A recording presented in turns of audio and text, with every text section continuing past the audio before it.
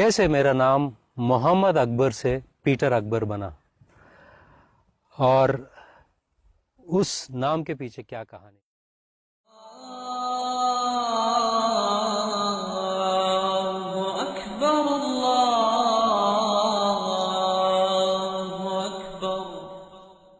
मेरा जन्म एक मुसलमान परिवार में हुआ था। मेरे अब्बा का नाम ख्वाजा मोहिनुद्दीन, मेरे अम्मी का नाम नवन बी, और मेरे से बड़े 5 भाई बहन हैं। 3 बड़ी बहन और उनके बाद में 2 बड़े भाई। मेरी बड़ी बहन का नाम मुमताज़, उसके बाद में सुल्ताना, उनके बाद में अमीना, उनके बाद मेरा बड़ा भाई मुस्तफ़ा, और उसके बाद में महबूब, और सबसे छोटा मैं हूँ अकबर। हमारी गवाही सुनाने से पहले मैं एक वचन को बताना चाहता हूँ। ये आयत रोमियो की किताब 10वां अध्याय 20वां वचन में लिखा गया है, और रसूल पौलुस लिखते हैं,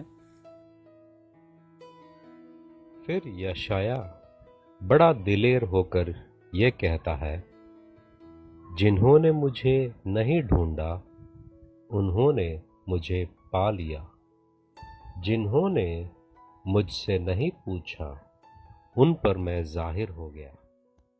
इस आयत से हमको पता चलता है कि यशाया नबी के इस पेशन गोई से, और पौलुस उसको दोहराते हुए ये बताता है लोगों से कि जिन लोगों ने खुदावंद को ढूंढा नहीं उन्होंने उनको पा लिया है, और जो लोग खुदावंद से पूछे भी नहीं मगर खुदावंद ने अपने आप को उन पर जाहिर किया है।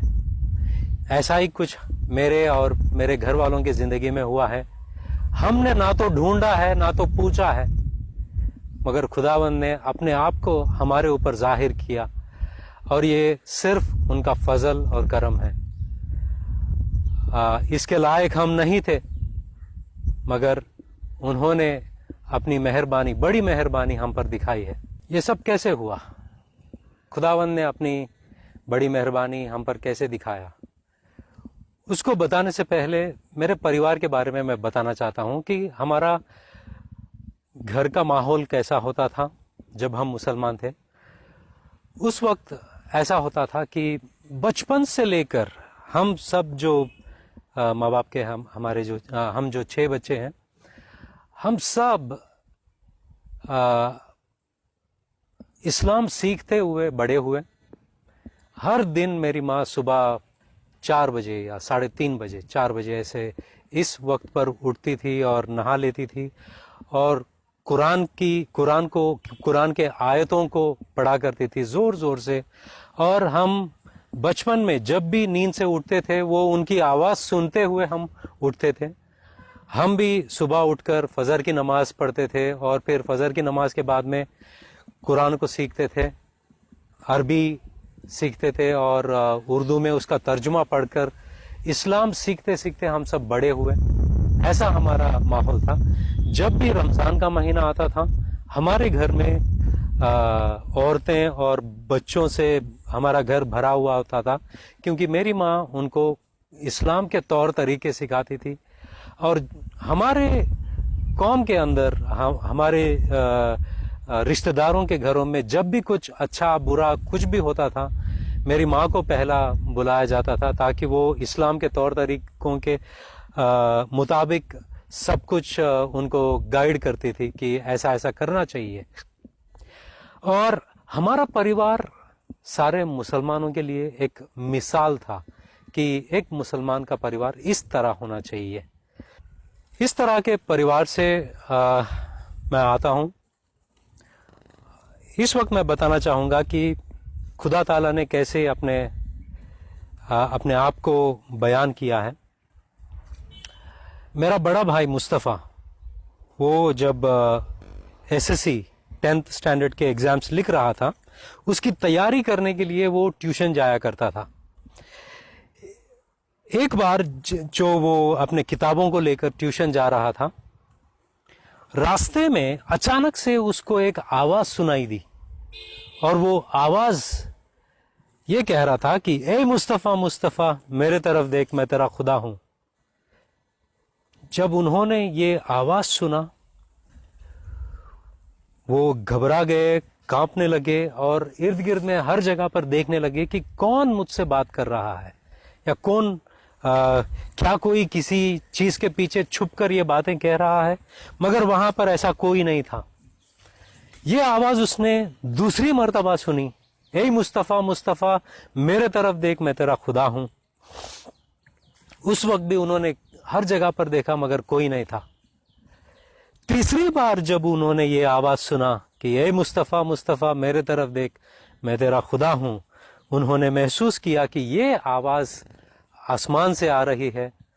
और जब उन्होंने ये आवाज सुनी, उनको ऐसा लगा कि एक बिजली जो होती है, इलेक्ट्रिसिटी जिसे हम कहते हैं, वो उनको घेर लिया है और वो उस बिजली की तरह जो सामर्थ्य था वो हर जगह पर अपने ऊपर महसूस कर रहे थे और उससे बाहर निकलना चाहते थे, वहां से भाग जाना चाहते थे। मगर वो कहीं पर भी जा रहे हैं, वो जो बिजली जैसा प्रभाव, बिजली जैसा जो महसूस कर रहे थे, वो उनको घेर लिया था और उनको धीरे धीरे से एक चर्च की ओर लेके जा रहा था।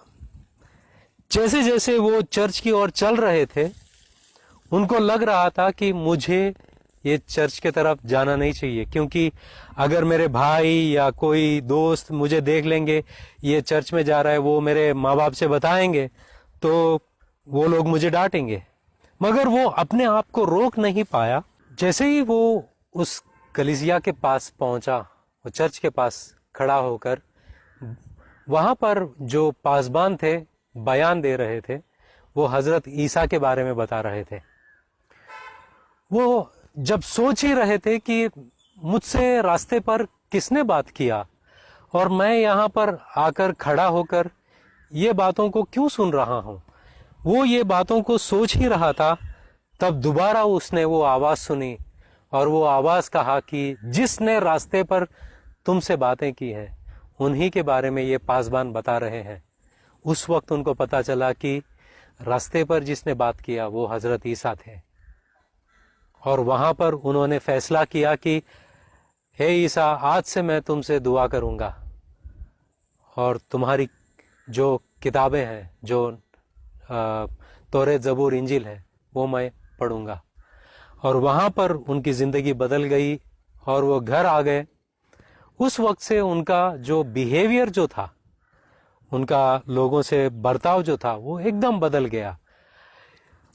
उस वक्त ऐसा हुआ कि तकरीबन 7 दिन वो एक ही चेहरे को देख रहे थे। वो हजरत ईसा के चेहरे को देख रहे थे, चाहे वो आंखें बंद हो या आंखें खुले हो, आईने में देख रहे हो या सो रहे हो, उनको एक ही चेहरा नजर आ रहा था, वो यीशु मसीह का चेहरा, हजरत ईसा का चेहरा। वो मुस्कुराते हुए मेरे भाई की ओर देख रहे थे। जब मेरे घर वालों को पता चला कि मेरा भाई हजरत ईसा में ईमान लाया है, वो बहुत ही गुस्से में आ गए। खास तौर पर मेरे माँ बाप, उनको ऐसा लग रहा था कि हमारा जो परिवार है सारे मुसलमान कौम को एक मिसाल है। अगर उनके ही घर में उनका बड़ा बेटा क्रिश्चियनिटी, ईसाइयत में अगर विश्वास करने लगे या ईमान लाए तो लोग क्या कहेंगे। और वो सोचने लगे कि हमारा हंसी मजाक उड़ाएंगे लोग। हर दिन घर में बहस होता था। यही कोशिश होती थी मेरे माँ बाप की कि मेरा भाई को दोबारा इस्लाम में लाने की। और बहस होता था बाइबल और कुरान के बीच में, हज़रत ईसा और मोहम्मद के बीच में। इन्हीं के बारे में बातें, चर्चे होते थे घर पे। और ये काफ़ी दिन चलता रहा। बात मेरी थी। मैंने मेरे भाई से इतना भी कहा कि भाई, तुझे भाई कहकर बुलाना भी मुझे पसंद नहीं है, क्योंकि तू काफिर बन गया है।